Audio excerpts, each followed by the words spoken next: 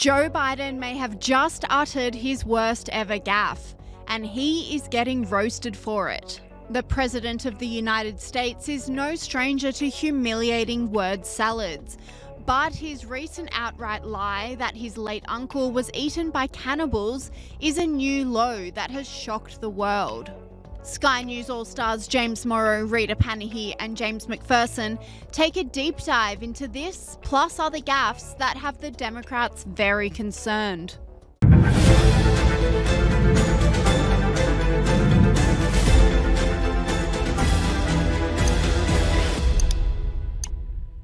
Joe Biden made a monstrous gaffe last week that he's struggling to recover from, explains Sky News All-Star James Macpherson. All right, just when we thought we'd heard it all from Joe Biden this week, he suggested his uncle had been eaten by cannibals in Papua New Guinea during World War II. I mean, he's really lost it now. Has he not? I mean, now? Oh, now. He's always lost it. But look, Biden was describing how his Uncle Bossy's plane was shot down in the war, and he went on to say this. He got shot down in New Guinea, and they never found the body because there were a lot of cannibals for real in that part of New Guinea. The claim has left people in Papua New Guinea upset, not because cannibalism never happened, but because Biden seemed to imply they would have just eaten any white guy who happened to fall from the sky. Absolutely. Joining us now from Michigan, USA is Brad Palumbo, YouTuber, journalist and co-founder of Base Politics. Brad, thank you for joining us. What is going on here? I have no idea. I worry that President Biden may have taken a hit off of Hunter Biden's crack pipe. Because I don't know how you come up with a lie this bizarre. The notion that his uncle was eaten by cannibals, and when we know that his plane crashed into the water and he was not, this has been repeatedly fact-checked. So it's really alarming to me to see President Biden just repeating a blatant falsehood over and over, because it really only leaves us with two possibilities. One, he either thinks the American people are too stupid to notice that he's lying to us, or he's actually so elderly and addled that he's losing the difference between truth and reality, and between that and his imagination. And honestly, guys, I'm not sure which one is worse or more concerning. Sky News All-Star James Morrow went on to expose Joe Biden repeating the cannibal lie on several different occasions. Have I got a great, tasty little story for you? It's all about Joe Biden and cannibals and xenophobia and a credulous media that simply refuses to do its fact-checking job of anything the Democrat president says. You're gonna love this. Now, if you watched the U.S. Report with James Morrow Friday night at 8 p.m., you would, 8 p.m., the U.S. Report, you know the one, you would have heard Joe Biden telling a tale about his late Uncle Bosie, a World War II veteran who met a, well, shall we just say, a grisly end, according to him. We called him Uncle Bosie. He was shot down. He was in the Army Air Corps before there was an Air Force. He flew single-engine planes, reconnaissance flights over New Guinea. He had volunteered because someone couldn't make it. He got shot down in an area where there were a lot of cannibals in New Guinea at the time. They never recovered his body, but the government went back when I went down there, and they checked and found some parts of the plane and the like. I'm sorry, what? Cannibals now? Not surprisingly, this story has become a new feature of Biden's campaign speeches. In fact, he made similar remarks to this at least twice in the past 24 hours, making Uncle Bosie and the Cannibals, sounds like a really good band there, putting it up there in the pantheon of bogus Biden stories, like his often repeated story of the fake train conductor, or all the times he whipped up a tale about a small kitchen fire at his home in Wilmington to sound like something like the 1851 Great San Francisco Fire. Now, let's break this down here, because there's a lot more going on than just the cannibal lie. Telling a story about your uncle being eaten by cannibals in Papua New Guinea, look, I'm going to say it right here. This sounds a bit like the sort of thing that might be called, if somebody else said it, xenophobia, or even racism. I mean, those PNG folks, they'd be cannibals? What?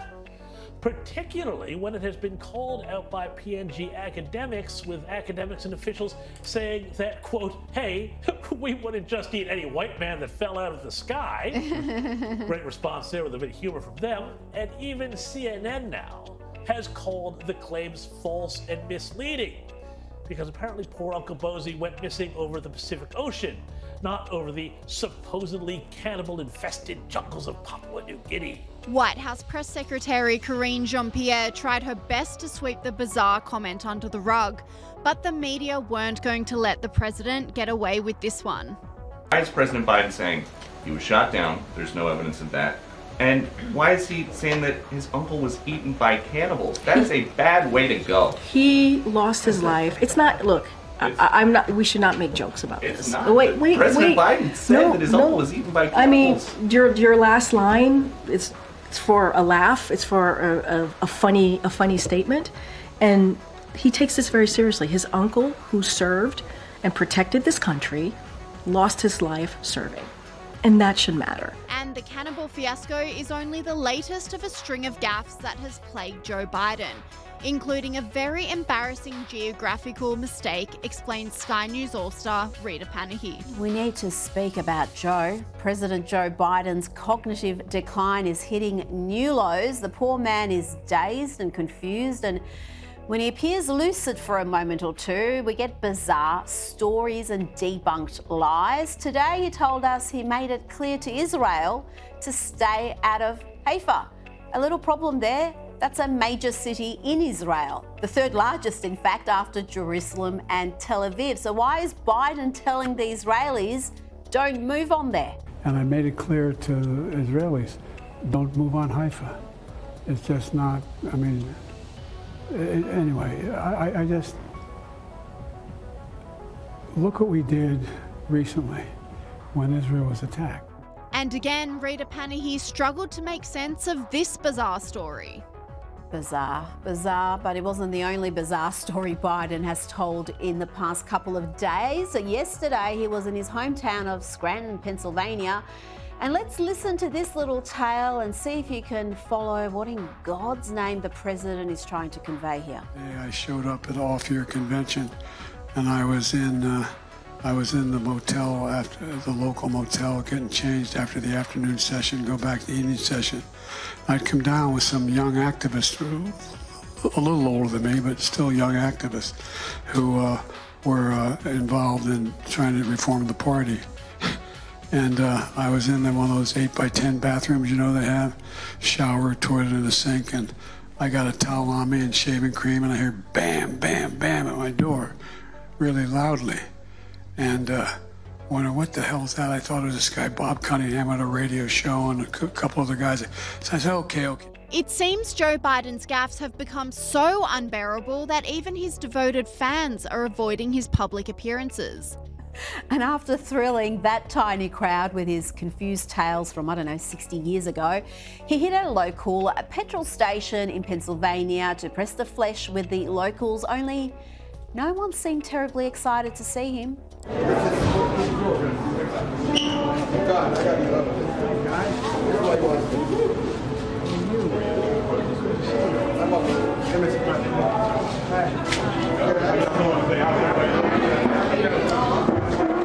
And Joe Biden's worsening cognitive decline is clear, as he now requires clear directions for the simplest of tasks. Right in the middle, right?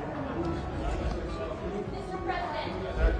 Okay, Press. Mr. President, will this still character our relationship with China?